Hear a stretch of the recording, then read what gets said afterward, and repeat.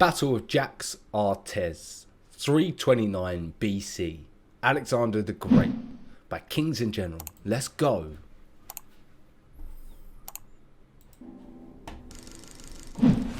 Alexander's campaign against Persia had started with, on the face of it, a clear objective: avenge the Persian attacks on Greece. By any metric, Alexander had achieved that aim. Alexander had defeated the Persian king twice, and he was now dead. The heartland of the Persian Empire had been taken, and the ceremonial capital sacked. So his After new the death of objective's going to Darius, be? though, Alexander's grander ambitions became more and more apparent, often leading to friction with some of his Macedonian officers. I In this assume he episode, just we wanted to shall go see home, how right? Alexander's campaign developed from a revenge mission to a total conquest of the Persian Empire, and how Alexander's faction began to show signs of cracks. Okay, so we're going to start Your seeing continued splinters support allows within us to his expand our factions. work, So and that'd we're be so interesting. grateful for that. We're always eager to create more men for a in the description and pinned comment. Thanks for being with us. Following the pursuit and death of Darius, Alexander rested his men for a time at Hekatompilos. With the aims of the League of Corinth fulfilled, Alexander dismissed the majority of his forces from the Greek city-states, approximately 600 cavalry and 7,000 infantry. They were all paid handsomely, and those that requested to remain as mercenaries were rewarded even more generously. Ooh, okay, nice. Alexander's Nice. numbers were soon further supplemented by 300 cavalry and 2,600 infantry reinforcements Right. from Lydia, and 3,000 sent by Antipater. His army, including the reinforcements that had arrived the previous year at Babylon, now numbered something in the ballpark of 30,000 heavy infantry, 7,000 light infantry and missile troops, It's a strong and force. 6,500 cavalry, a total of 43,500. The departure of the Greek forces, however, encouraged the Macedonian contingents to think that they would also be returning home, and many even began making preparations for the journey. Alexander, though, had already begun planning to take his army further east than any Greek had gone before, and made an impassioned speech to his men. Trying to He rally pointed them out that to his although they had cause. successfully conquered much of the Persian Empire, the subjects had still not been subdued, and that there were many other nations who would threaten their gains if they turned back now. In Alexander's view, we must either give up what we have taken, or we must seize what we do not yet hold. It would not be the last Interesting time thought that process. Alexander would have to make such a speech. Nevertheless, Alexander's words, alongside even more generous payments to his soldiers, ensured their loyalties. Well, money talks. With Bessus having fled to Bactria, Alexander began a slow pursuit, aiming to subjugate the remaining Persian provinces en route, starting with Hyrcania. After some minor skirmishes, Alexander was met by a group of Persian nobles, including Nebuzanes, the satrap of Hyrcania, and one of Bessus's co-conspirators. Bessus's coup had been hastily carried out, and since he had retreated towards Bactria, Hyrcania had been left almost deserted, with Ooh. Alexander's army on their doorstep. What are they going Nebuzanes to saw do? the Are writing they on going the to fight wall or and no? They're surrendered. going to surrender. There you go. The remaining Greek mercenaries under Patron that had served Darius had also fled to Hyrcania, and they too sent envoys to Alexander offering terms of surrender, an offer which Alexander accepted, adding another 1,500 to his army. I'm As surprised part he of took him Nebuzanes' to surrender, his, he also gave a took him number within of his gifts ranks. to Alexander, one of which was a young eunuch called Bagoas. Bagoas, we are What's so told, important had about previously Bagoas? been a favourite of Darius's, Okay. and would later become a favourite and lover of Alexander. Ah. Such relationships were by no means rare among Macedonians. So was this... Because I know there was a theory that there was another lover of Alexander's. So is this a different male lover of Alexander's? Was there two? Or just the one? Kings, as Archelaus I and Philip II both also had younger male lovers. It is likely that Nebuzanes they was were aware additional. of this, and gifted Bagoas to Alexander with instructions that the eunuch would endear himself to the king in order to make the surrender as smooth as possible. If this was the intent, then it was successful, with Nebuzanes spared. Wow. That eunuch done his job. Alexander next subjugated the Mardians, defeating an army of 8,000 of them in the process. The Mardians were renowned horsemen, and Alexander took many of their horses as tribute to replace the thousands that had so far been lost. Okay, Though so the he's really campaign was progressing replenishing well, his Alexander's growing Persianization stocks here was as starting well. to become a problem. He had taken to wearing elements of Persian dress, including the And this is Persian where the royal rifts are gonna diadem, start appearing in the accepted cracks. Asians into his court, gave Persian cloaks to his companions to wear, indulged more and more in Persian luxuries, and even ordered that 30,000 Persian boys be taught Greek and the Macedonian style of fighting. For the ancient authors, this Persianization was a source of serious criticism against Alexander, and even during Alexander's lifetime, it was divisive. Some of his officers, namely his childhood friends like Hephaestion and Ptolemy, were welcoming of blending Persian and Hellenic cultures, but the older officers in Alexander's army who had served under Philip, such as Parmenion, his son Philotas, and Cletus the Black, were more critical. It would prove to be a dangerous divide. Okay. Whoa, let's see how bad this divide's gonna get, guys. Following his conquests of Hyrcania and Mardia, Alexander pushed further east towards Bactria. The Parthian satrap quickly submitted to Alexander, as did the satrap of Aria, Satybazanes. Shortly after Alexander had left Aria though, Satybazanes killed the Macedonian garrison stationed there, and tried to incite a revolt, forcing Alexander to quickly double back to protect his rear. Just 2 days after the revolt began, Alexander had arrived on the scene. Satybazanes himself managed to escape to Bactria with 2,000 cavalry, but the troops he left behind were quickly surrounded by Alexander and killed. Alexander pushed on, taking Drangiana and preparing to spend the winter there. It was at this point that the division between Philip's older officers and Alexander's first became a major problem, in a series of events well known as the Philotas Affair. Interesting, I need to look into this more. One of the royal pages, Dimnus, planned a conspiracy to assassinate Alexander. Amongst those involved were Demetrius, one of Alexander's personal bodyguards, and Nicomachus, Dimnus's lover. Nicomachus in turn told his brother, Ceballinus, about the plot, who immediately took the information to Philotas, the commander of Alexander's companions. Philotas's brother had recently died, and his grief may have affected his decision, but for whatever reason, Philotas decided not to inform Alexander. Frustrated, Ceballinus instead went to a different officer, who arranged for an audience between... Wait. I was shocked, but then maybe it's because of the grief he's dealing with. He's like, I just don't give a fuck, I'm dealing with my own shit. But still, he should have told it, Alexander. I'm surprised he didn't there, and I wonder if that comes to bite him back on the arse. Between Alexander and Ceballinus, who told him about the plot. Alexander immediately sent soldiers to round up the conspirators, Dimnus killing himself before he could be captured, but the others being taken alive. Philotas was also seized. Philotas defended himself, saying that he had genuinely believed it to be just gossip, but also recognized that he had been mistaken. Interesting, okay. Alexander initially accepted this and forgave Philotas, but later consulted his most trusted officers about the matter.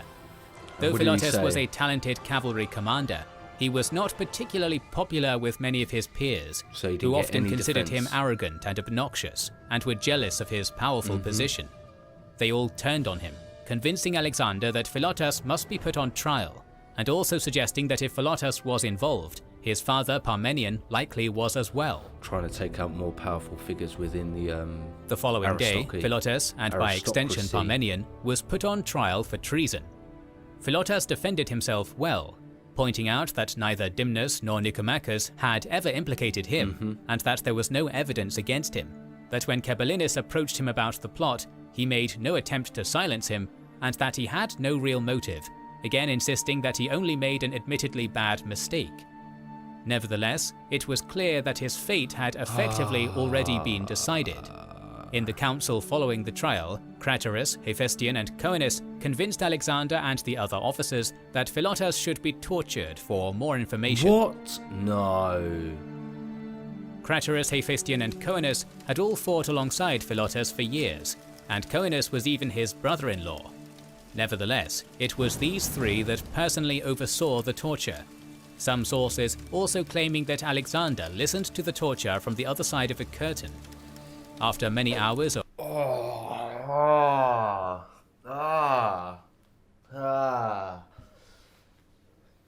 people were just different back in those times. I couldn't do it. I couldn't sit there and watch someone I know be tortured.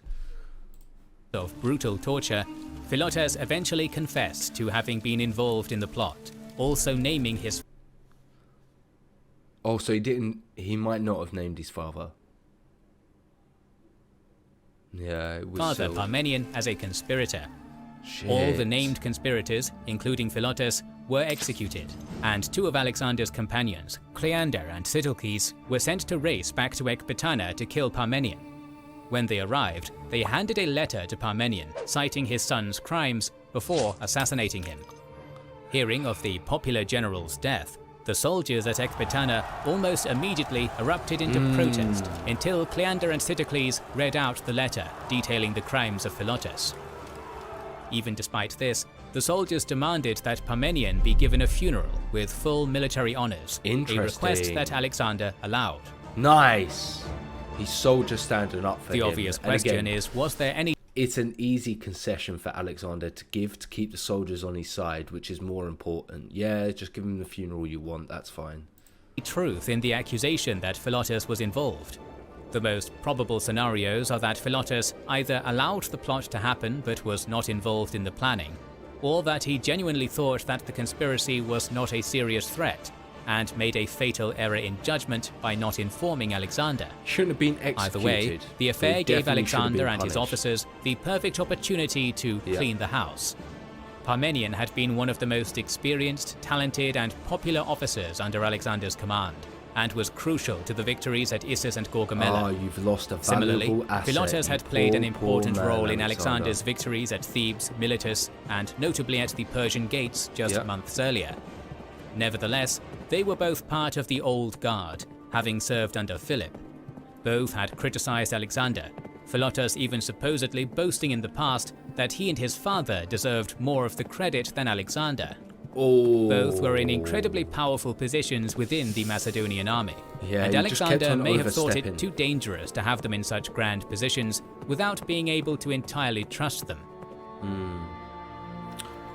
Alexander Just me? Does you can see my mouse. Looks a bit like Robb Stark from Game of Thrones, right? Or is that just me? being able to entirely trust them. Alexander's officers had their own motivations. In the case of Coenus in particular, it appears likely that, because of his relation by marriage to Philotas, he was quick to distance himself from any accusations of also being involved, He had to being do one of that the quick, first to right? condemn his brother-in-law. The Just other not wanting officers to be were all roped in. ambitious men, and Philotas and Parmenion were both barriers to their careers. The 2 dead men would not, however, be directly replaced.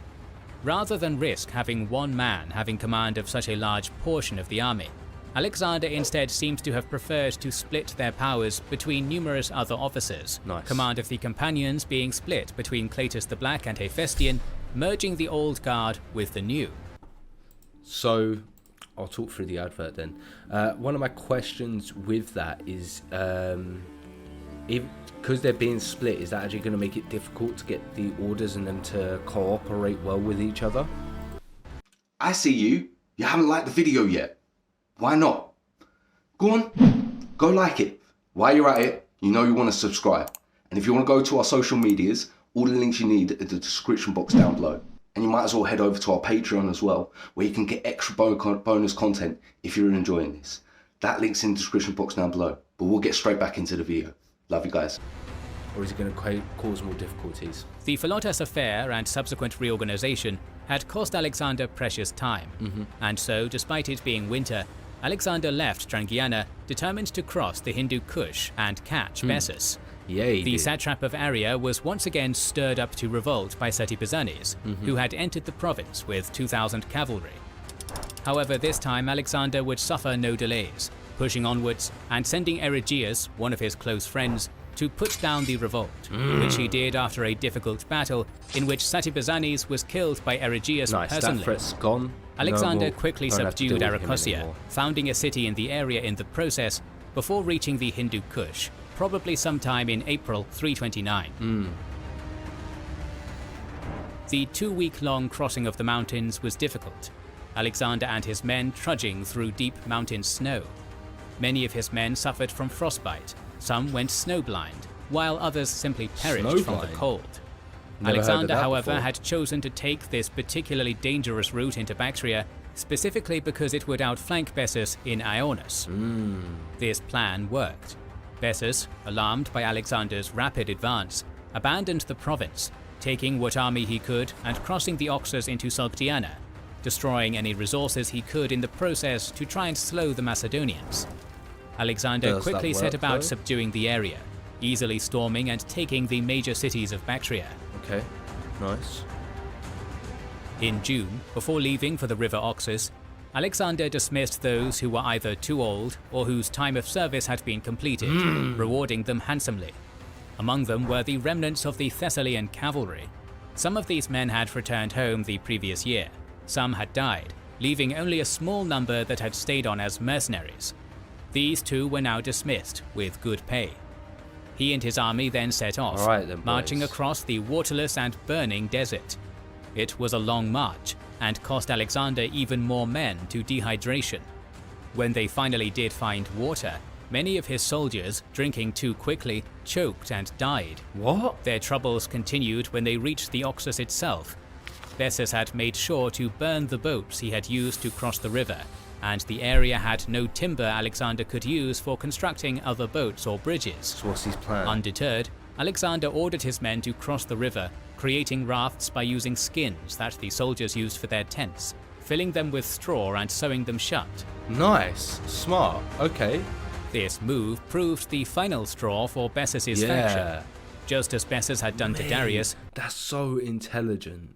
Using the skin from your tents and like bamboo shoots, or not bamboo, straw to make it buoyant. That's a smart move. Bessus's nobles, led in part by a man called Spitamenes, turned on him, keeping him under guard and sending word to Alexander, informing him of events. Alexander quickly sent a force of 4,000 infantry and 1,600 cavalry, possibly under Ptolemy's command, to seize Bessus. Nice. When Bessus was captured, he was, on Alexander's orders, flogged, stripped naked, and bound in a wooden collar. Alexander handed Bessus to Darius III's brother, who had his ears and nose cut off, a traditional Persian punishment, before eventually having him executed in Bactria.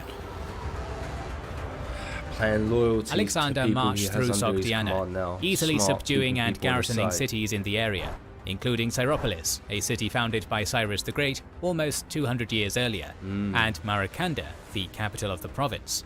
He also founded yet another Alexandria on the banks of the Jaxartes, Alexandria Escete, the furthest Alexandria. It finally seemed that Alexander was the undisputed king of Persia. However, things were not as simple as they seemed. While in Sogdiana, a local tribe, numbering as many as 20,000 according to some sources, attacked Alexander's Was men it 20,000 while they were though? foraging before retreating to high ground. Alexander was able to use his lighter troops to storm the position and win the battle, but was badly wounded with an arrow to the leg.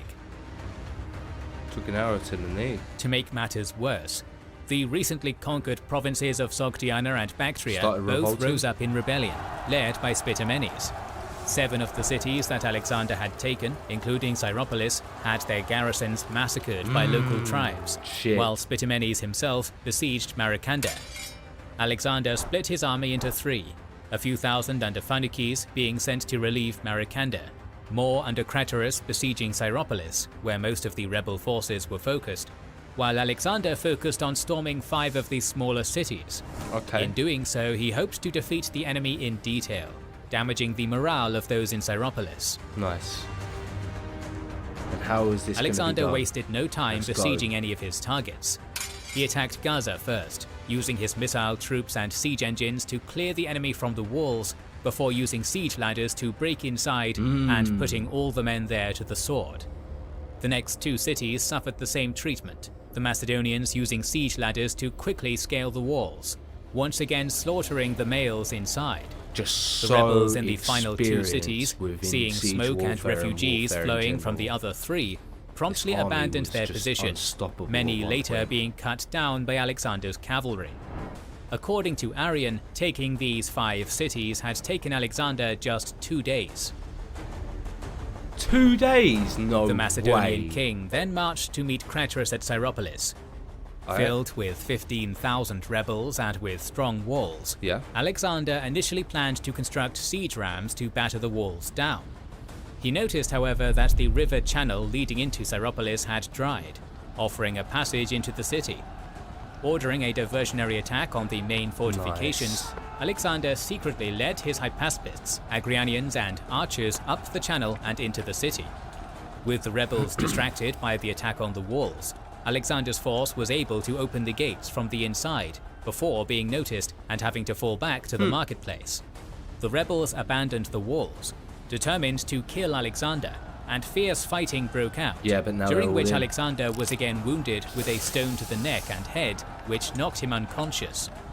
Nevertheless, the open gates and abandoned walls allowed the rest of his army to pour into the city, and Syropolis was soon taken back, with 8,000 rebels dying in the process. Who picked up Alexander? The seventh and final city fell soon after to a rapid assault.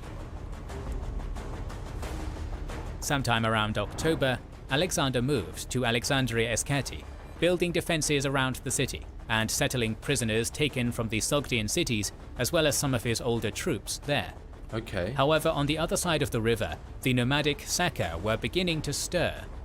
They were simultaneously frustrated by the founding of Alexandria Escati, which in their opinion was in their sphere of influence, and were eager to exploit the chaotic situation for their own benefit. Smart. A strong cavalry force under the command of Cathasis, brother of the Sake king, gathered on the north bank of the river. With the Bactrians and Sogdians still in revolt, Alexander had to choose to either expose his northern flank to deal with the revolt, or allow the revolt to continue but secure his borders. He chose the latter, hoping to defeat the Scythian threat before it grew in size. Alexander, his leg still healing and his voice ragged from the wound at Syropolis, amassed his army on the bank opposite the Saka, to the northeast of Alexandria Escati. He once again ordered his men to prepare rafts to cross the river, in the same manner as they had at the Oxus. Before the battle began, however, a Sacan ambassador arrived, insisting that Alexander withdraw his force, and warning him, "Beware, lest while you strive to reach the top, you fall with the very branches you have grasped. Even the lion has sometimes been the food of the smallest bird, and rust consumes iron." Alexander dismissed the ambassador and prepared his army for battle the following day. The exact numbers on either side are unknown. However, due to there being almost no mention of Alexander's phalanx in the battle, we can presume that he only took his lighter troops and cavalry, approximately 9,000 of the former and 6,000 of the latter. Really, is that it? We can only guess at the size of the Saka force, but given the fact that no source mentions it being significantly larger or smaller, it was likely of comparable size, composed purely of cavalry. The Sake had deployed themselves as close as possible to the river on the other bank, hoping to stop the Macedonians before they could set foot on their side. Alexander, however, set up siege weapons to fire at them from across the river, a tactic he had pioneered during his Illyrian campaign. These missiles forced the Sake to withdraw out of range, and Alexander then gave the order for his army to begin the crossing. Men on the front of the makeshift rafts knelt, providing a screen with their shields, and protecting those who were rowing from the hail of arrows as they closed in on the Saka's bank. Once they reached the other side, Alexander's Agrianians and archers immediately attacked the Saka, providing covering fire for the cavalry and infantry to disembark. Nevertheless, in order to secure victory, Alexander would have to find a way of pinning the enemy's nimble, all-cavalry army. This is going to be interesting. Just as he had done previously at the Granicus, Alexander decided to make a tactical sacrifice to gain an advantage. About 1,000 footmen and a portion of the auxiliary cavalry were sent forward to attack. The Saka deftly avoided their charge, surrounding the small force, riding in circles and firing arrows into their midst. This was precisely what Alexander had wanted. Gathering his cavalry, hypaspists, Agrianians and other light infantry, Alexander advanced. As he closed in, a detachment of the companions and light cavalry was sent to charge the Saka on the flanks of his surrounded men, Nice. while he led the light infantry and the rest of the companions in an attack on their center. Alexander had now successfully pinned a large portion of the Saka force, and many were killed in the ensuing fight. It had been a brilliant display of Alexander's combined arms tactics. The entire Saka force quickly began to withdraw, pursued by Alexander and his cavalry. Eventually though, a mixture of nightfall, fatigue and diarrhea, caused by the local water, forced Alexander to call off the pursuit. Approximately 1,000 Saka had been killed and a further 150 captured, while by Rufus's account, Alexander had lost 160 with a further 1,000 wounded. A peace offering was soon sent to Alexander by the Scythian king, and Alexander, in no position to continue a war on this front, accepted. Nice. Alexander had now secured his borders. Nonetheless, within his own borders there was still trouble. Bactria and Sogdiana had still not been completely subdued. Spitamenes had withdrawn from Maracanda when Pharnicus had closed in, but he was still at large, a thorn in Alexander's side. Moreover, there was still growing discontent in Alexander's own ranks from older officers who had served under Philip. We'll cover these topics and more in the following episodes, so make sure you are subscribed and have pressed the bell button to see them. Make sure you're subscribed to their channel and you've got their bell icon here. I'm really enjoying this. In the Epic History TV's version, we literally only just slightly touch on this area. So yeah, the fact we're getting some of that is so sick. Didn't realize this much happened. He took 5 cities in 2 days. Some of those sieges were crazy. He had to deal with these guys on the border. Loads happened in this episode and we still got more to deal with in the next one. I'm looking forward to it. I hope you guys are as well. If you are, you know what you need to do. You need to like, comment, subscribe, hit that notification bell, and I'm going to catch you in the next episode.